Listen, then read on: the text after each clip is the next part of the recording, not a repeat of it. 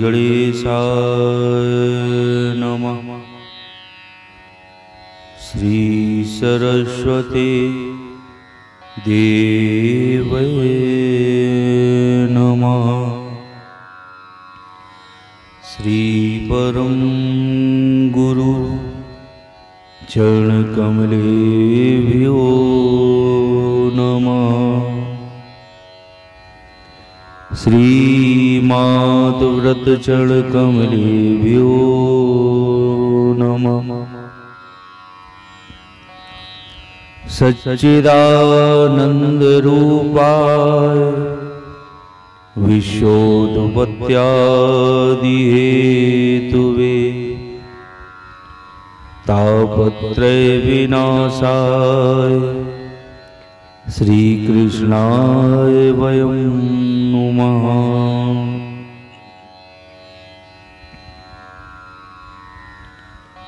जिनके सेवा भाव से मगन हुए सिया राम,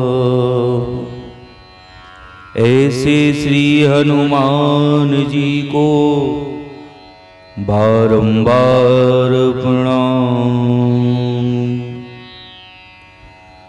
प्रभु कथा के रसिक तुम भक्त राज मतुधीर,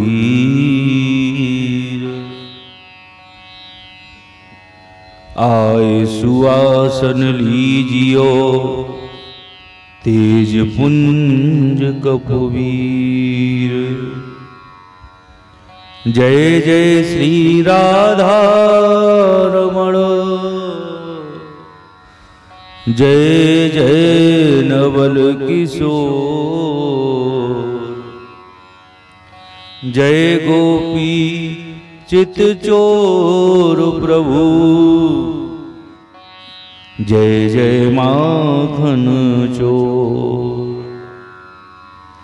जय जय माखन चोर, जय जय माखन चोर।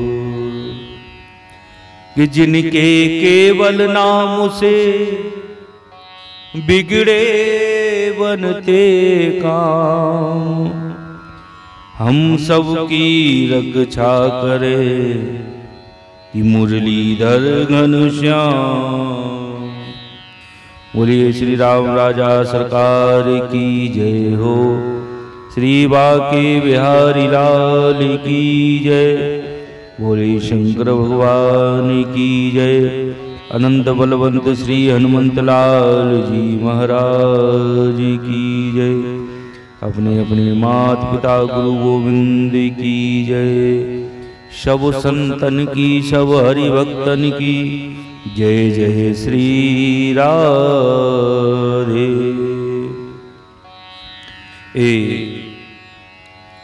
शिवधाम पर सुंदर इस अधिक मास के श्रावण मास के शुभ अवसर पर श्री अनंत बलवंत हनुमंत लाल जी महाराज की प्रेरणा से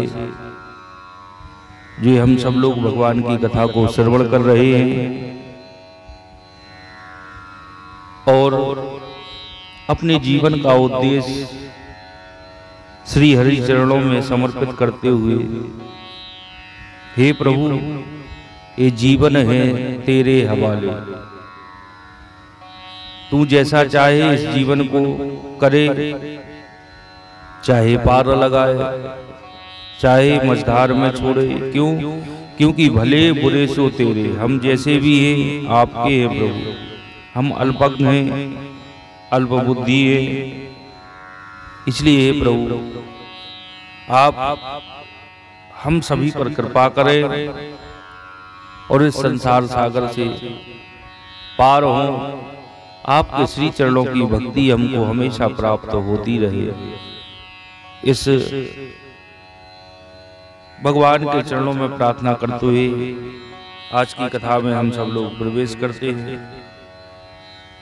कल जब हम लोगों ने कथा को श्रवण किया था, अर्जुन जब भगवान को छोड़ के आ रहे हैं तो अर्जुन कैसा फील कर रहे हैं, कैसा महसूस कर रहे हैं। देखिए हमारे जीवन में भी ये होता है,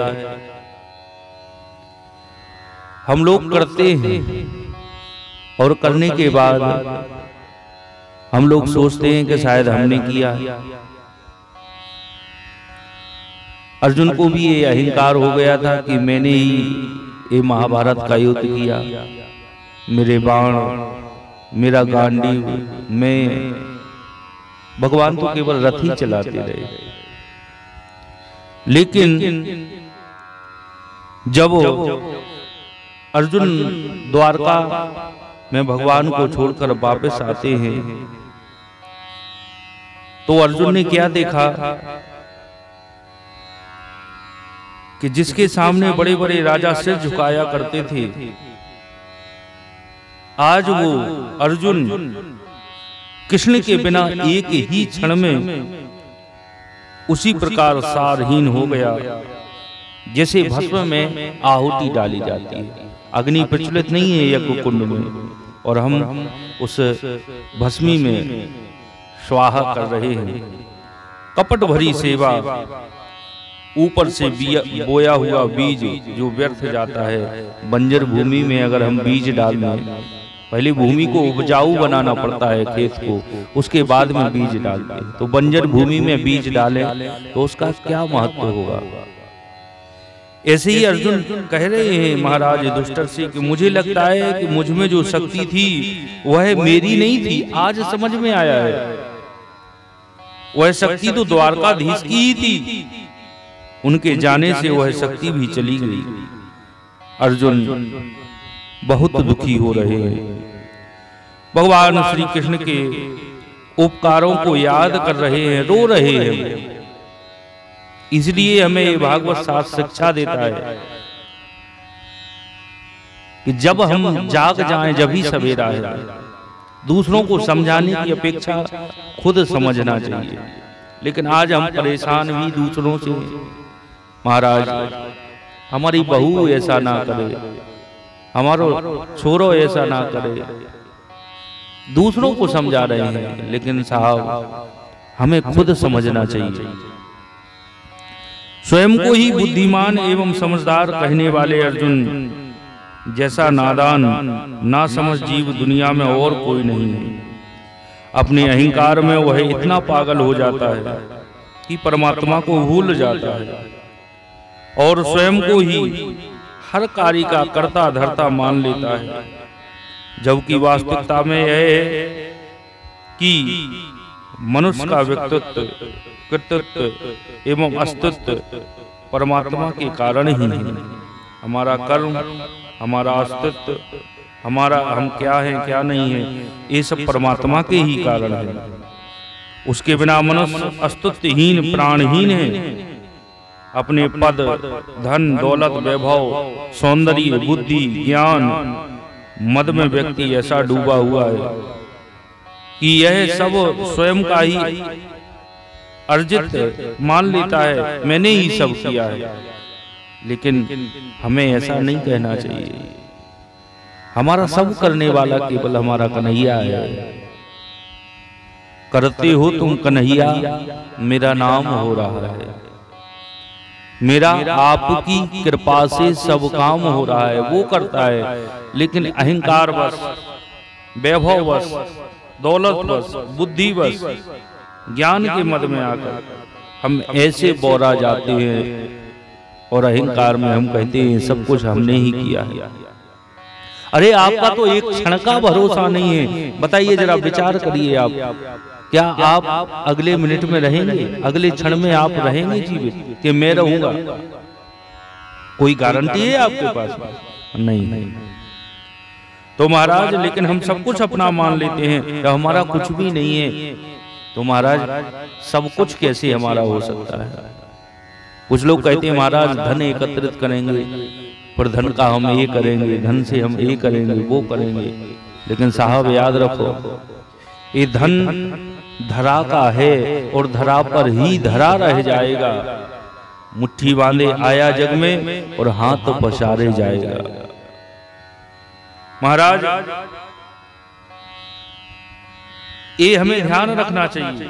जो जिस मद में हम डूब जाते हैं, अपना अर्जित ही सब मान लेते हैं, उसके पीछे क्रियाशील दिव्य परमात्मा की शक्ति की और कहीं वह ध्यान ही नहीं देता। परमात्मा की शक्ति और भगवान की तरफ वो ध्यान नहीं देता है। परमात्मा के बिना मनुष्य शून्य है। जरा गंभीरता से चिंतन करें, जीवन में हमारा आपका क्या है? हम अपने सौंदर्य एवं रूप पर कितने इठलाते हैं। मैं कितना अच्छा हूं, मैं कितना ब्यूटीफुल हूं, पर किसी भी दिन प्रातः जागने पर हमारा यह सुंदर शरीर रोगग्रस्त पाया जा सकता है। किसी अग्नि दुर्घटना में चेहरा हमारा बदसूरत हो सकता है जो खूबसूरत है। हम अपनी बुद्धि और ज्ञान का घमंड करते हैं, पर एक सुबह उठते ही सब कुछ विस्मृत हो जाता है। स्मृति लुप्त हो गई है। यहाँ तक कि हम अपने ही परिजनों को नहीं पहचान रहे हैं। धन दौलत का घमंड करने वाला पाता है कि देखते देखते पल भर में बाढ़, भूकंप या अग्नि में सब कुछ सुहा हो गया। धन दौलत परिजन सब कुछ काल कवलित हो गया है, काल के गाल में समा गया है।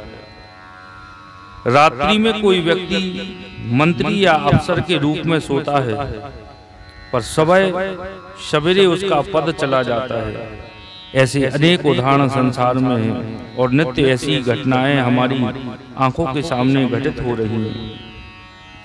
तो फिर हम आप किस चीज का अहंकार कर रहे हैं? धन, वैभव, बुद्धि, रूप, सौंदर्य, पद, प्रतिष्ठा, सब कुछ उस परमात्मा की कृपा से हमें प्राप्त है, मिला है, और उसकी इच्छा तक ही हमारे पास में है। और हम आप हैं जो अहंकार के मद में चूर हो इन उपलब्धियों को सर्वोपार्जित मानकर इतरा रहे हैं। ये मैंने स्वयं किया हुआ है, ऐसा सोच के हम कितने इठलाते हैं। अर्जुन के साथ हुई घटना हमें सावधान करती है कि सब कुछ परमात्मा की देन ही मानो। उसी के अनुग्रह से हम, उसी की कृपा से हमारा सब है, अतः उसे कभी ना भूलो।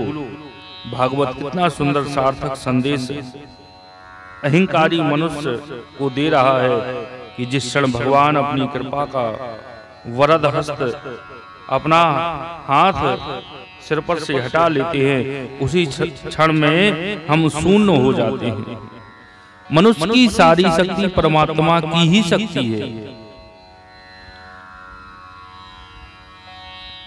केनो निषद में एक बहुत सुंदर सांकेतिक कथा आती है।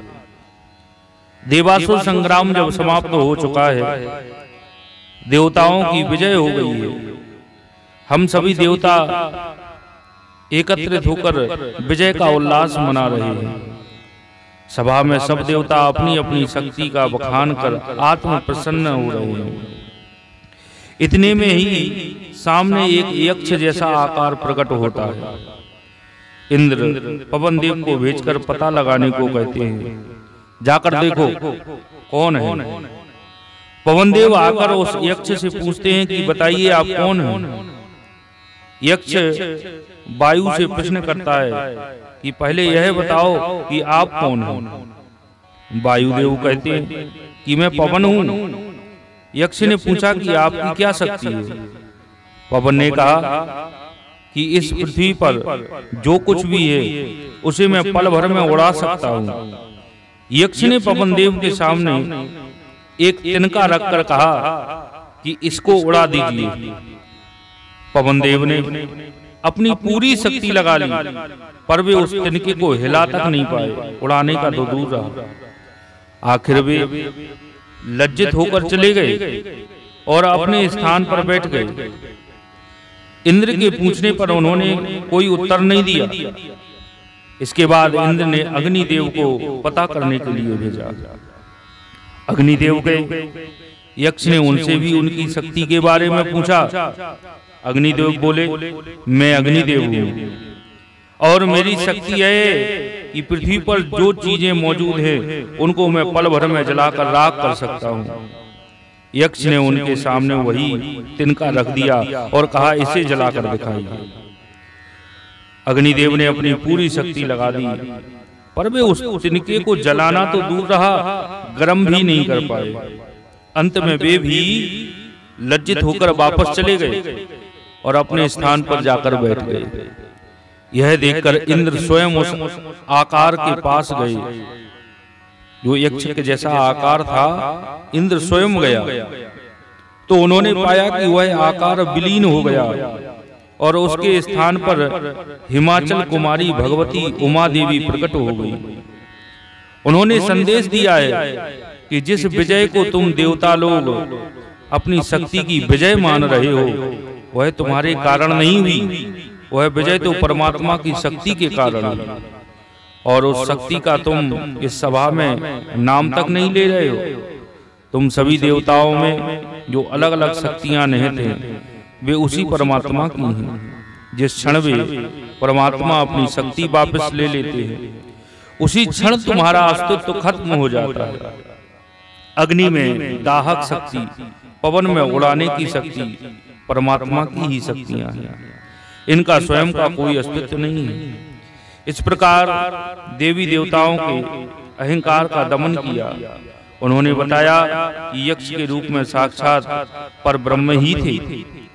हमें भी इस कथा से शिक्षा लेकर जीवन से अहंकार को पूरी तरह विदा करना चाहिए और अपनी उपलब्धियों पर कभी हमें प्रसन्न नहीं होना चाहिए कि ये उपलब्धि हमने पा ली है। हमें सब कुछ जो भी मिला है बड़े भाग्य से मिला है। ये मनुष्य का तन भी बड़े भाग्य से मिला है। बाबा तुलसीदास जी कहते हैं क्या कि बड़े भाग मानस तनु पावा, सुर दुर्लभ सद ग्रंथन गावा। पावा, पावा का मतलब ये हमने पाया है, मतलब किसी ने हमें दिया है। ये बड़े भाग्य से हमें मनुष्य का शरीर भी मिला है।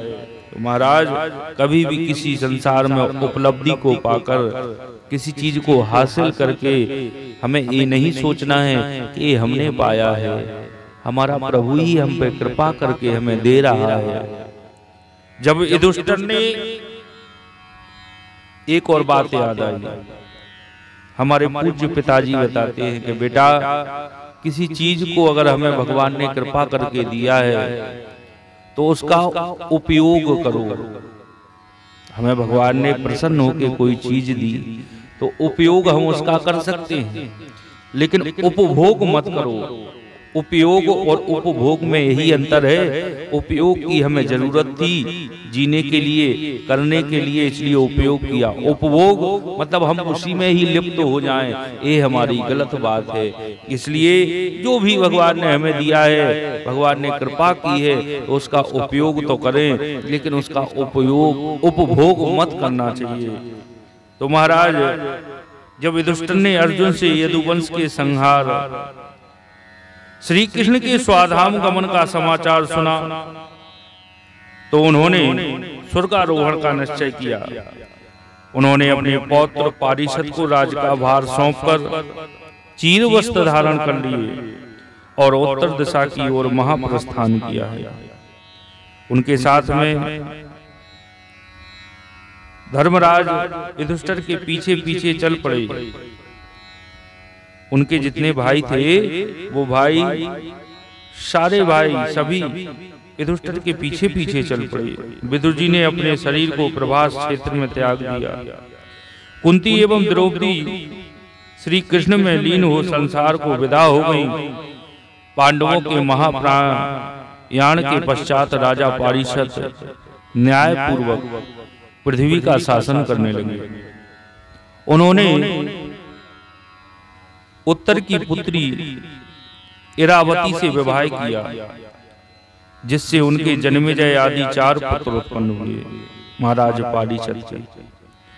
और ऐसे क्या हुआ कि एक बार दिग्विजय करते समय राजा पारिषद जंगल में पड़ गए। और पारीक्षत ने देखा कि एक काला काला पुरुष कलयुग राजा का भेष धारण करके गाय और बैल के जोड़े को ठोकरों से मार रहा है। एक काला पुरुष जो राजा के जैसे वस्त्र पहने हुए, एक गाय और एक बैल खड़ा हुआ है, उसको मार रहा है, उसको दंड दे रहा है। दोनों परस्पर आपस में चर्चा कर रहे हैं कि हमें ये मार रहा है, ये क्या है। तो वो जो बैल है वो धर्म रूपी बैल है और पृथ्वी रूपी वो गाय है। वो कह रहा है धर्म रूपी बैल कि हमारे ही कर्म की हमें सजा मिल रही है कि को काहू ना सुख दुख कर दाता, निज कृत्य कर्म भोग सब भ्राता। कोई किसी को सुख और दुख नहीं देता, उसका अच्छा बुरा कर्म ही उसको सुख और दुख देता है। और वो कह रहा है हो सकता है हमारा ऐसा कर्म रहा हो, उस कर्म से ही हमें मिला हो, क्योंकि कर्म प्रधान विश्व कर राखा, और जो जस करे सो तस फल चाखा। मेरा ऐसा कर्म रहा हुआ जिसलिए आज हमें दंड दे रहा है, हमें मार रहा है, हम किसको दोष दे दे। तो जो अच्छे लोग साधु पुरुष होते हैं वो कितनी भी बड़ी विपत्ति आ जाए वो किसी को दोष नहीं देते, वो अपने आप को ही कहते हैं कि हमारा ऐसा कर्म रहा होगा, हम अपने कर्मों का ही तो फल भोग रहे हैं। तो महाराज दोनों परस्पर कली के प्रवेश में उत्पन्न हुई अपनी अपनी व्यथा और दुर्दशा की चर्चा कर रहे थे कि उसी समय राजा पारीक्षत वहां आ पहुंचे। राजा ने अपने बुद्धि विवेक से जान लिया कि ये वृषभ बैल के रूप में धर्म है और गाय के रूप में पृथ्वी है। उन्होंने कलयुग को फटकारा और वे तलवार से उस पर प्रहार करने को उद्यत हुए। वह तुरंत ही राजा के चरणों में गिर पड़ा। देखिए धर्म रूपी बैल जिसके 4 चरण हैं, लेकिन एक चरण ही उसका बचाया है, 3 चरण टूट गए, केवल एक दया रूपी जो चरण बचाया, दान रूपी जो चरण बचाया, वह राजा ने पहुंचकर समझ गए कि ये वृषभ रूपी धर्म और गाय रूपी पृथ्वी है, और जो उन दोनों को कष्ट दे रहा था, मार रहा था, उसको फटकारा है। राजा समझ गए कि ये कलयुग है। पारीक्षित ने कलयुग को राज्य सीमा से बाहर चले जाने के लिए कहा। कलयुग गिड़गिड़ाकर अपने रहने के लिए कुछ स्थान मांगने लगा। महाराज आपका राज तो हर जगह है, मैं कहाँ चला जाऊं, कोई स्थान दे दीजिए ना। कलयुग की प्रार्थना पर राजा ने उसके रहने के लिए 4 स्थान दिए। धूर्त बोले जहां जुआ खेला जाता है वहां जाके रहो, मद्यपान जहां शराब पिया जाता है वहां जाके रहो, पर स्त्री गमन जहां होता है वहां जाओ, और जहां हिंसा होती है वहां जाके रहना। कलयुग ने कुछ और स्थान मांगे, तब राजा ने उसे एक स्थान और दे दिया। जाओ स्वर्ण में भी तुम्हारा निवास है।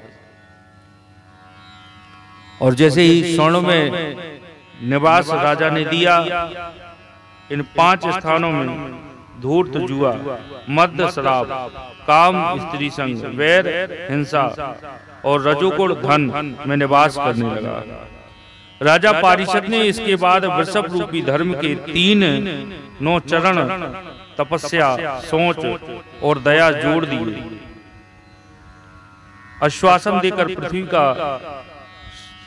संवर्धन किया। जो 5वां स्थान स्वर्ण पारीक्षत ने कलयुग के रहने को बाद में दिया, वही उनके पतन और श्राप जीवन के अंत का कारण बन गया। कथा का क्रम जारी रखते हुए शौनकादिक ऋषियों से सूत जी कहते हैं एक दिन राजा पारिषद धनुष लेकर वन में शिकार खेलने को गए। हिरणों के पीछे दौड़ते दौड़ते वो काफी थक गए। उन्होंने बड़े जोर से भूख और प्यास लगाई।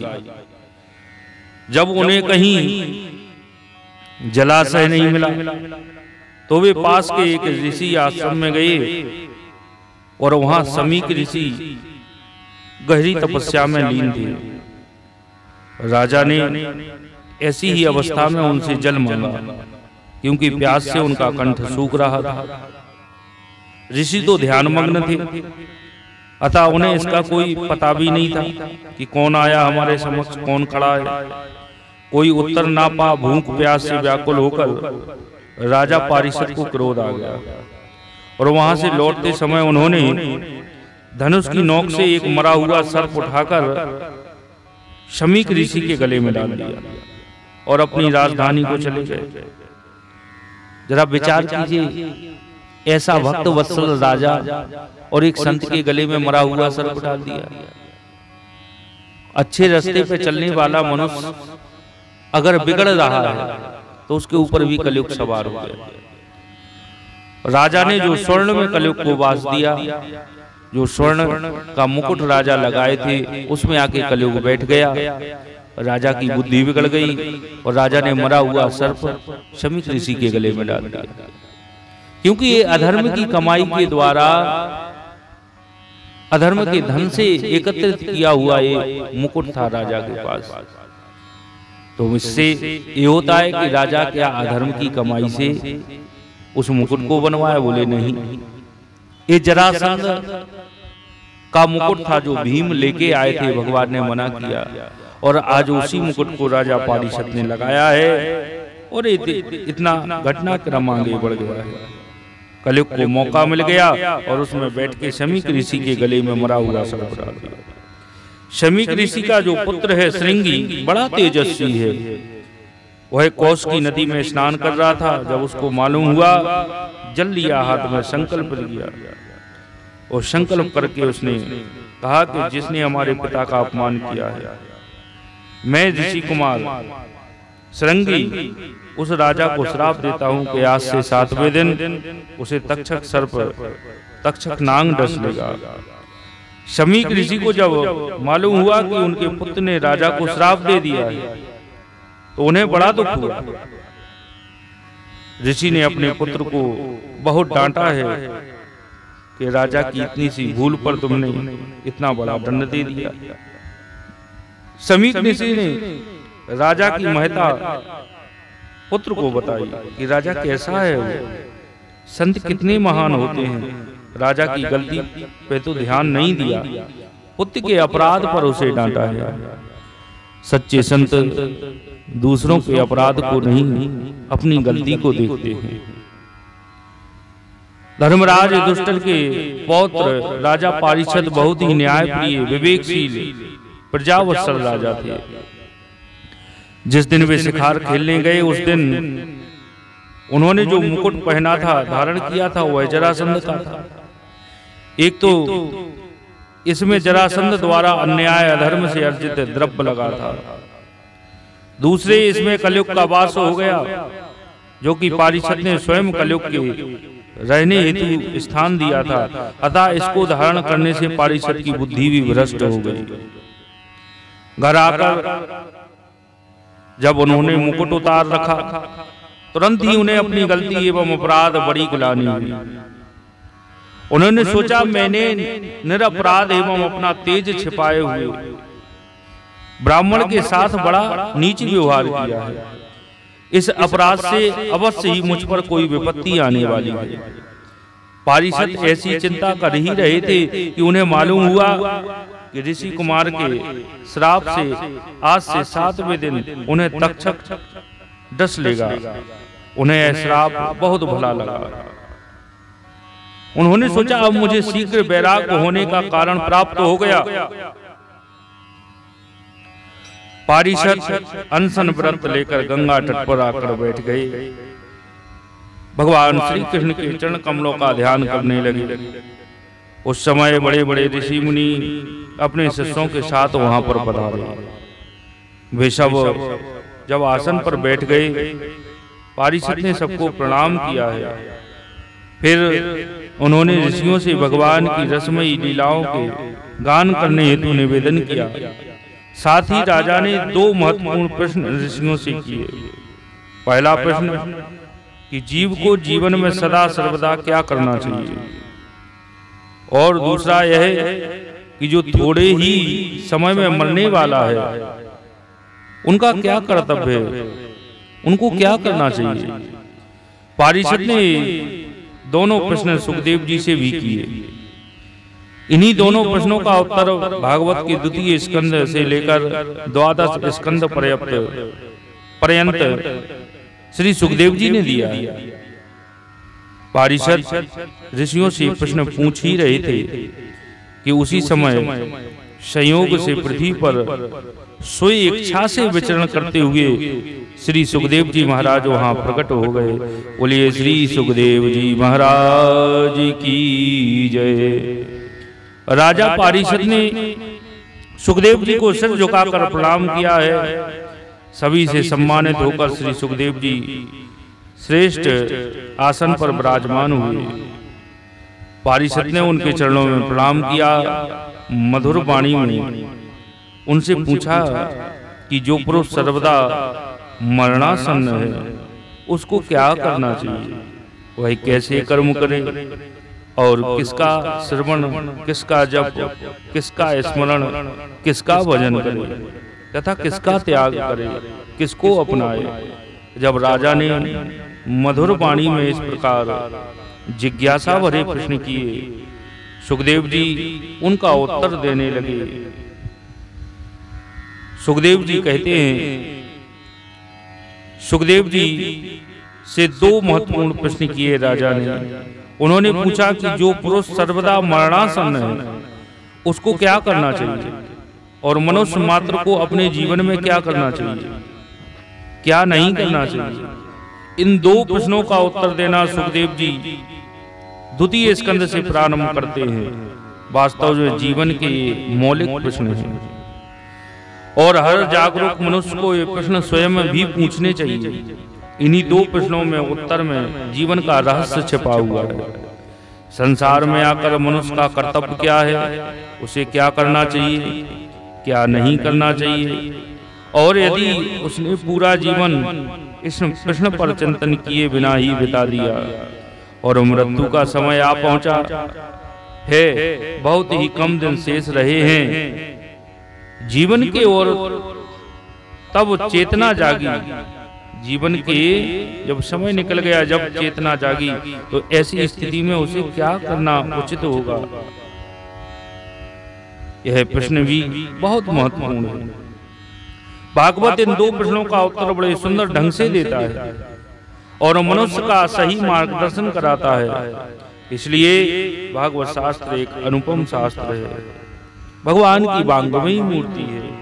सही अर्थों में यह जीवन का मार्गदर्शक है। इसलिए हर मनुष्य को भागवत का स्वाध्याय करना चाहिए, श्रवण करना चाहिए। सुखदेव जी कहते हैं, राजन, लोक हित के लिए किया गया तुम्हारा यह प्रश्न बहुत उत्तम है। मानव जीवन का सबसे महत्वपूर्ण प्रश्न है यह, संसार में आकर मनुष्य माया के जाल में ऐसा फंस गया है, दुनियादारी में ऐसा उलझ गया कि वह अपने मूल घर परमात्मा के निवास को भूल गया है। जीवन भटक गया है उसका। संसार मनुष्य की सारी उम्र यूं ही बीत जाती है। सुखदेव जी कहते हैं, अर्थात उनकी जीवन नींद या स्त्री संग से कपटी और दिन धन की हाय हाय या कुटुंबियों के भरण पोषण में समाप्त हो जाता है। संसार में जिन्हें अपना घनिष्ठ संबंधी कहा जाता है, वे शरीर, पुत्र, स्त्री आदि कुछ नहीं, वे सब असत्य हैं। परंतु जीव उनके मोह में ऐसा पागल हो जाता है कि एक दिन रात उनको मृत्यु का ग्रास होते देखकर भी चेतता नहीं है। विवेक का दंभ भरने वाला मनुष्य इतना मूढ़ हो गया है कि वह जीविका को ही जीवन समझ बैठा है। उसने ना तो कभी जीवन पर विचार किया और ना ही जीवन के असली लक्ष्य को समझने की कोशिश की है। इस संसार में व्यक्ति खाने, कमाने, परिवार बसाने, उसे पालने, गृहस्थ सुख भोगने, काम तृप्ति एवं भोग विलास के लिए ही नहीं आया है। इसके अतिरिक्त भी जीवन का कोई मुख्य उद्देश्य है। किंतु यह बहुत ही विडंबना है कि मनुष्य उस ओर तो कोई उसका ध्यान ही नहीं देता। भगवत महापुराण में श्री सुखदेव जी पारिषद के माध्यम से इसी मूल उद्देश्य असली लक्ष्य की ओर हम सबका ध्यान आकर्षित कर रहे हैं। जीवन सीमित है और यह प्रतिक्षण प्रतिपल मनुष्य मृत्यु की ओर बढ़ रहा है। वास्तव में जीवन मृत्यु की अमानत है, वह कभी भी इसे वापस ले सकती है। किंतु मनुष्य है कि वह मृत्यु की ओर से पूरी तरह भूला हुआ है और वह सोचता है कि लोग मर रहे हैं पर मुझे नहीं मरना है। यह संसार का सबसे बड़ा आश्चर्य है। भागवत कहता है कि मृत्यु को सदा याद रखो, दुनिया में रहकर पूरी ईमानदारी से अपना कर्तव्य निभाओ, पर यह कभी नहीं भूलो कि हमें सदा यहाँ नहीं रहना। एक दिन सब छोड़कर यहाँ से जाना है। रोज सवेरे उठकर यही सोचो, आज मेरे जीवन का आखिरी दिन है। परमात्मा का बुलावा किसी भी क्षण आ सकता है। मनुष्य जीवन की अंतिम परीक्षा मृत्यु है उसके जीवन की। अतः मृत्यु की तैयारी करो। जीवन के लिए तो बहुत साधन जुटाए हैं, पर कभी ख्याल किया कि मृत्यु के लिए क्या तैयारी की है।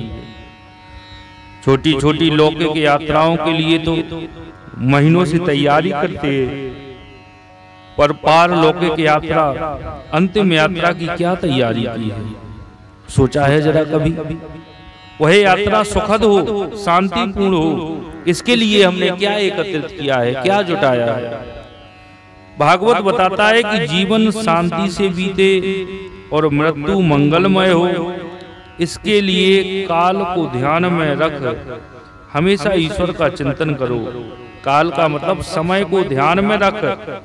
जो व्यक्ति जीवन में सदैव मृत्यु को याद करते रहते हैं, वे पाप कर्म से दूर रहते हैं। भगवान ने कहा है कि अंतकाल में जो मुझे स्मरण करता हुआ शरीर त्याग करता है, वह मेरे धाम को आता है, मुझे प्राप्त करता है। अंतकाले चा मावेव स्मरन् मुक्त्वा कलेवरम। भगवान कहते हैं अंतकाले चा मावेव, जो अंतकाल में मेरा स्मरण करता है वह मुक्त होकर इस शरीर को छोड़कर हमारे परम धाम को जाता है। सुखदेव जी कहते हैं कि ये राजन, मनुष्य को हमेशा भगवत चिंतन करते रहना चाहिए, क्योंकि अंतकाल में वही याद आता है जो जीवन भर किया है। एक वृद्ध शराब बीमार पड़ गया, उसका ज्वर बढ़ता जा रहा था, 105 डिग्री उसको बुखार आ गया। डॉक्टर ने थर्मामीटर लगाकर बताया, भैया 105 डिग्री तक बुखार पहुंच गया है। परिवार वाले बहुत चिंतित मुद्रा में उसके आसपास खड़े हुए थे। वृद्ध अर्ध बेहोशी की स्थिति में था। जैसे ही उसके कानों में शब्द सुनाई पड़े कि 105,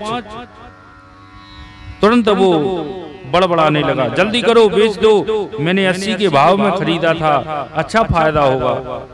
असल में उसने जीवन भर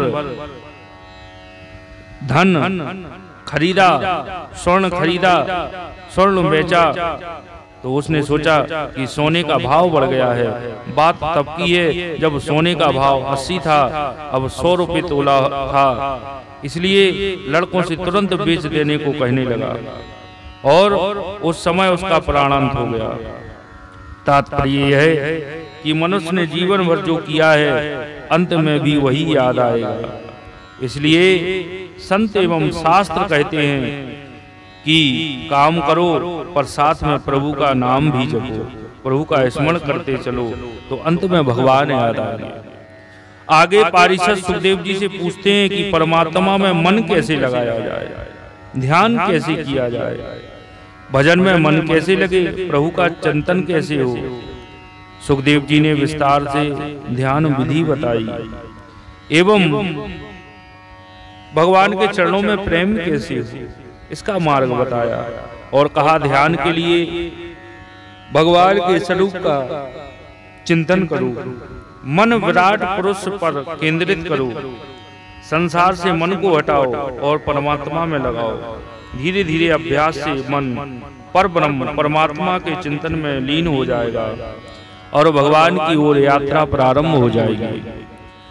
सुखदेव जी ने सृष्टि की उत्पत्ति एवं विराट भगवान के विराट पुरुष के जन्म का भी वर्णन किया, प्रादुर्भाव का भी वर्णन किया।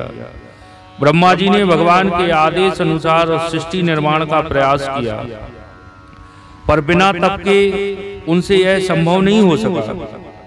फिर ब्रह्मा जी ने कठोर तपस्या की, तब कहीं भी सृष्टि सृजन की क्षमता प्राप्त कर सके। संकेत यह है कि किसी भी प्रकार का सृजन कोई सामान्य कार्य नहीं है। सृजन के लिए कठोर तपस्या करनी पड़ती है, श्रम एवं साधना करनी पड़ती है। एक अच्छी रचना के सृजन के लिए रचनाकार को कई कई रात घंटों बैठकर चिंतन मनन श्रम साधना करनी होती है, तब कहीं वह आकार ले पाती है।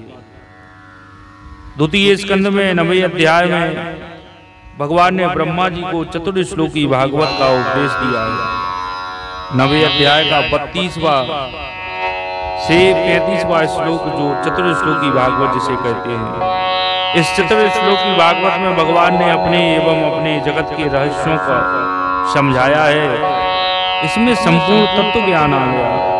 इसको समझ लेने के बाद भी फिर और कुछ जानना शेष नहीं रह जाता।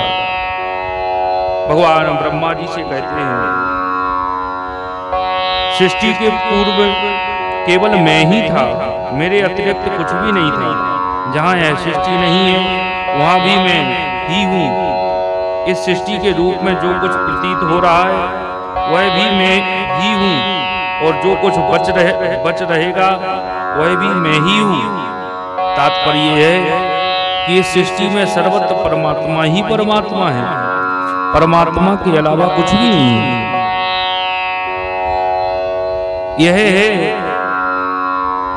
कि भगवान का अस्तित्व न होने पर भी जो वस्तु वास्तविक प्रतीत हो रही है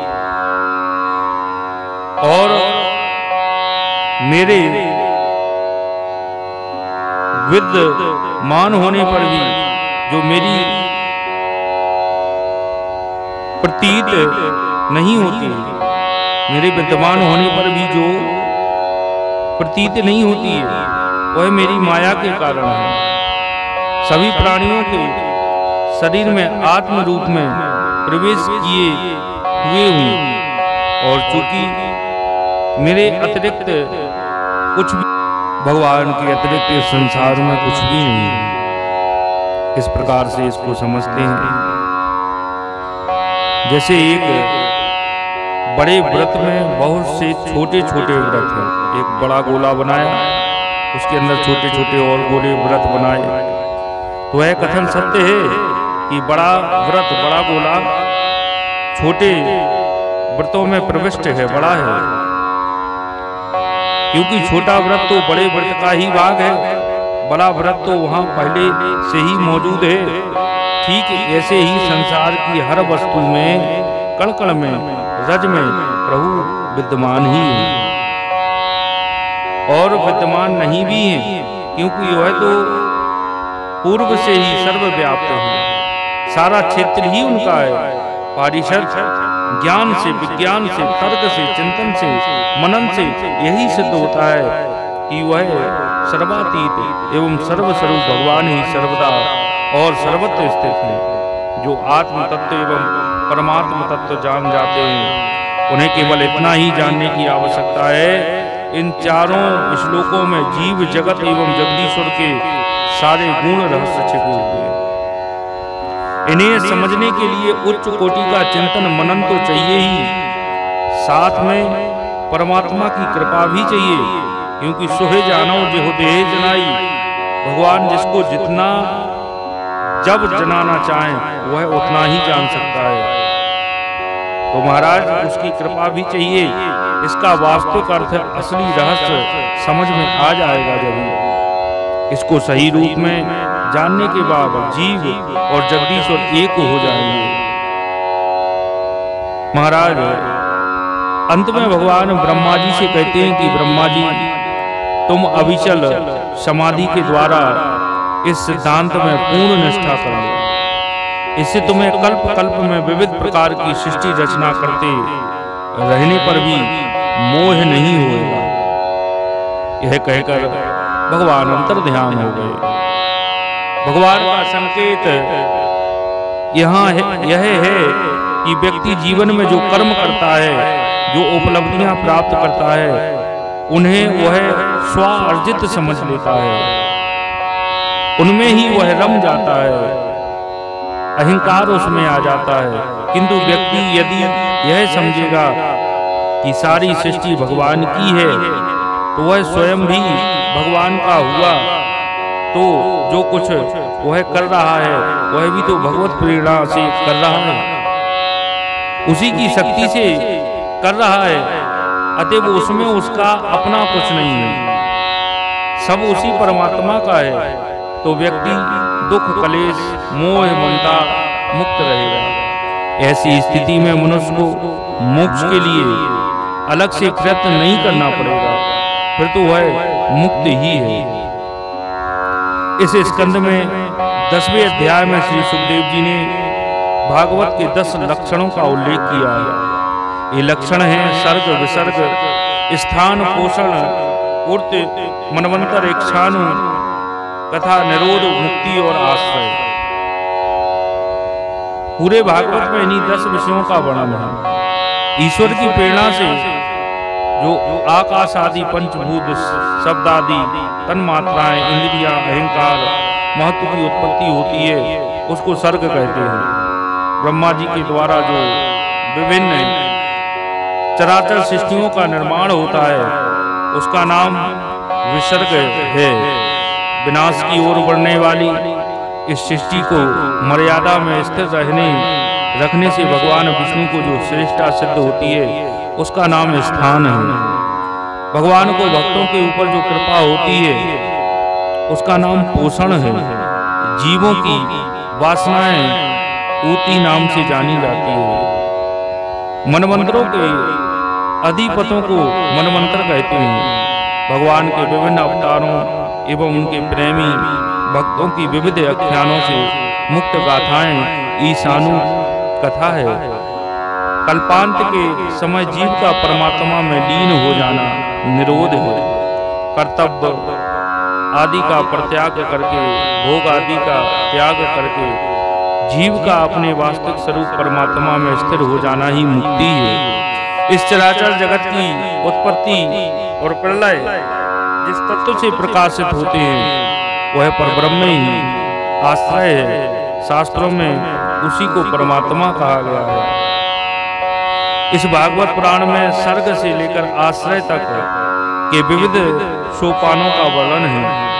जीव अपने आश्रय परमात्मा की ओर यात्रा प्रारंभ करके कैसे वहां तक पहुंच सकता है, इन बिंदुओं की चर्चा भागवत में है।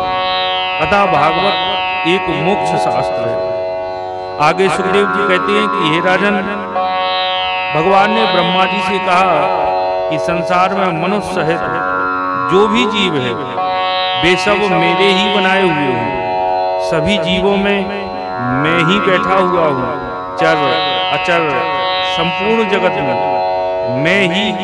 मैं व्याप्त हूँ। मेरे अतिरिक्त इस जगत में कुछ भी नहीं है। भागवत के इस दिव्य संदेश को यदि हर व्यक्ति समझ ले और आत्म साक्षात्कार कर चिंतन एवं आचरण में उतार ले, तो फिर मनुष्य के बीच में जो परस्पर विवाद है, झगड़ा है, वह सब दूर हो जाएगा और पूरे संसार में प्रेम, सद्भाव, शांति का वातावरण निर्मित हो जाएगा। अगर हम सब में भगवान का दर्शन करेंगे तो हमारा झगड़ा, ईर्ष्या जो दूसरों से है, वो सब हमारा समाप्त हो सकता है। जिस प्रकार श्रीमद् भगवत गीता का सार गीता के दूसरे अध्याय में ही आ गया है, उसी प्रकार भागवत का पूरा सार इस द्वितीय स्कंद में आ गया है। इस स्कंद में मुख्य रूप से भगवान के विराट स्वरूप का वर्णन, क्रम, मुक्ति और सद्दो मुक्ति, देवोपासना तथा भगवत भक्ति का महत्व, सृष्टि वर्णन, विराट संपूर्ण की विभूतियों का वर्णन, ब्रह्मा जी द्वारा भगवत दर्शन, चतुर्श्लोकी भागवत का उपदेश, भागवत के 10 लक्षण तथा आश्रय तत्व की, भगवत तत्व की व्याख्या वर्णित है। इस प्रकार से सुखदेव जी महाराज राजा पारीक्षित को श्रवण कराते हैं और आज हम सब लोग आज की कथा को भगवान के श्री चरणों में यहाँ विराम करते हैं और कल फिर भगवान की कथा को श्रवण करेंगे। बोलिए बांके बिहारी लाल की जय। जय जय राधा रमण हरि बोल। जय जय राधा रमण हरि बोल। जय जय राधा रमण हरि बोल। जय जय राधा रमण हरि बोल। हरि बोल हरि बोल हरि बोल हरि बोल। ये बांके बिहारी लाल की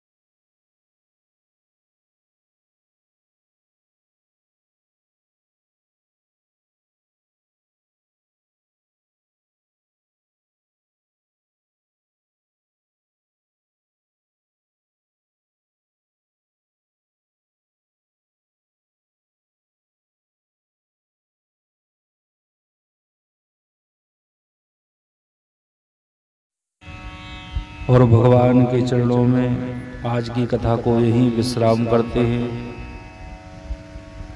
फिर कथा को श्रवण करेंगे। बोलिए भागवत भगवान की जय, बांके बिहारी लाल की जय। जय जय श्री राधे। हरे कृष्णा कृष्ण कृष्ण हरे हरे,